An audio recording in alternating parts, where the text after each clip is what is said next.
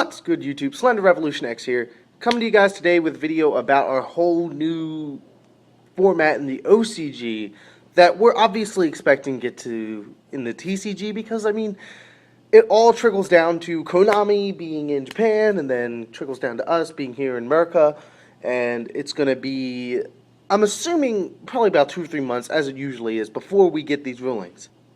First of all, what I wanted to say, though, is I apologize. It's been almost a week, 2 weeks now since I've made a video, and I'm going to give you guys this simple explanation why. I just bought the 3DS in Pokemon. I made the investment. It's literally the most addicting game I've ever played. Like, up until now, pretty much any of my free time that I've had has been spent playing that game.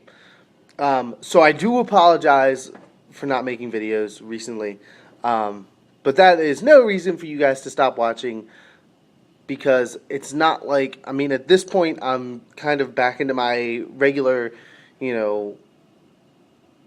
rhythm of making videos, at least 2 a week, if not 3 or 4, depending on what I do. Like, if I go to a locals, I'll have more videos than if I don't, and, if some striking news hits, I'll have more videos than 2 or 3, so it's all relevant, but like I said, what I want to do is bring good videos to you guys, like worthful, knowledgeable videos. I don't just want to put up a video for the sake of putting up a video, although some channels do that, some channels don't.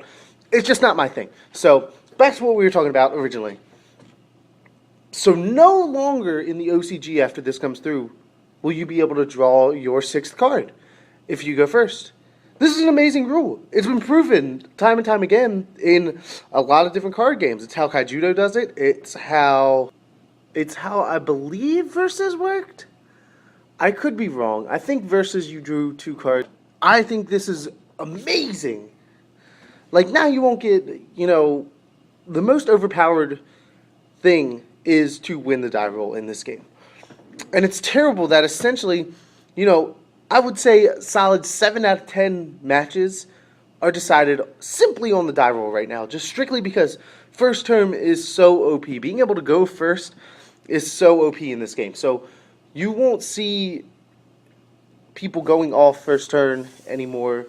Cards like Card D, I think we'll see a spike in price strictly because it gets you back even, because you're already started. If you choose to go first, granted that's an advantage in itself, but if you choose to go first, you're already at an advantage in the game right now. But if this rule comes to fruition, if you go first, you're already a -1 on your opponent. But you still get to go first, so you still have a setup. I'm going to talk you guys through some scenarios. Like, essentially, let's look back when Thunder King was at 3. An awesome, awesome setup was going first, Thunder King, and 4 back row. Especially if you were against a trap-heavy deck. Like, not even 4 back rows. Thunder King and a back row is an amazing setup, because Thunder King in itself is a really powerful card. So, being able to protect that with a back row kind of gives you an advantage. Like, your opponent has to overcommit to get rid of these cards. So, they're at an incredible disadvantage going second. Granted, yeah, you can attack first, but, I mean, does it really matter if you have to MST -2 attack the monster? So, or you run into a D prison or bottomless and lose your Stratos. Let's use Stratos as an example, because it's an amazing example, And I think we're going to see things like the +1 Fire Fist deck that has been, I don't want to say running rampant, but it's very popular, this format. And I think we're going to see more of that, strictly because you need to be able to build advantage first. If you're going first and you can't play that card D, if you don't draw that card D, like I said, you're already at an inherent minus. So it's going to be interesting, and it's these pendulum monsters. We'll get on the top of that a little bit later, but I don't like change. Like, I don't like drastic change. We'll put it like that. I think that the concept of Exceed Summoning is too new to abandon. I don't want to say abandon, but too new to be bringing in a different card type. Like, you look at I understand they're trying. I understand they're trying to keep the game healthy, and I understand that they're trying to develop new ways to bring people in to play the game. But I think if you keep throwing these aspects into the game, these different cards, these stronger cards, bigger, stronger, making older decks irrelevant, and you have to buy the new stuff to be competitive, I think you're going to eventually lose players to that because, it's too jumbled, and I think it's going to become a disorganized game if you keep bringing in these things. So I guess what I'm saying is I'm not against Pendulum Monsters.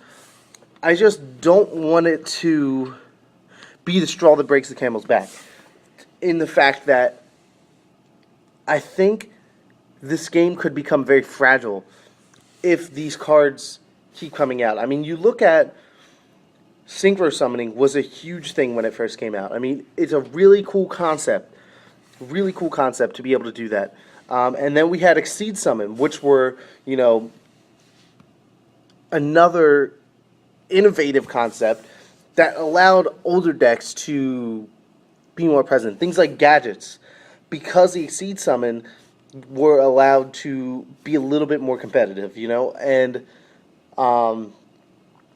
I think with this new Pendulum Summoning, it could be stronger than all of them, in the fact that Exceeds, I think, are stronger than Synchros, by far.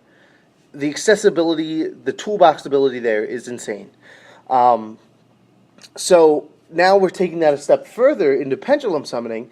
Granted, we haven't seen how that's going to work out, but if it completely demolishes Exceed Summons and Synchro Summons, to me, I'm going to be a little bitter, strictly to the fact that there are competitive players with this game, there are collectors in this game, and then there are people that play this game for fun. Now, there's a nostalgia that comes with playing decks like Junk Doppel that allow you to synchro. If those types of decks that were to become irrelevant more than they already are, not saying they were completely irrelevant, but look at the decks in the meta, and very few of them synchro. So you look at decks like Junk Doppel that rely on Synchro Summoning, or Lavels that rely on Synchro Summoning. If they are just left in the dust, if you put them on the bottom rung of the ladder of strength between Synchros, Exceeds, Pendulum Summoning, it's going to be interesting to see how the game works. But those are my thoughts. I guess I will get into more of the Pendulum Summoning thing. It was more of just the fact that I don't want to see this game fall apart, and that's the reason I was talking about it. So I guess I'll get more in depth with the summoning in itself in another video. But give me your thoughts on this, guys. How do you like the change? How do you like the innovation that's going on in this game? If you guys liked the video, give it a thumbs up. If you guys have any questions, comments, leave them in the comment section below. And as always, guys, remember to subscribe to join the revolution today. This is Slender Revolution X signing out, and I will see you guys next time. Take it easy.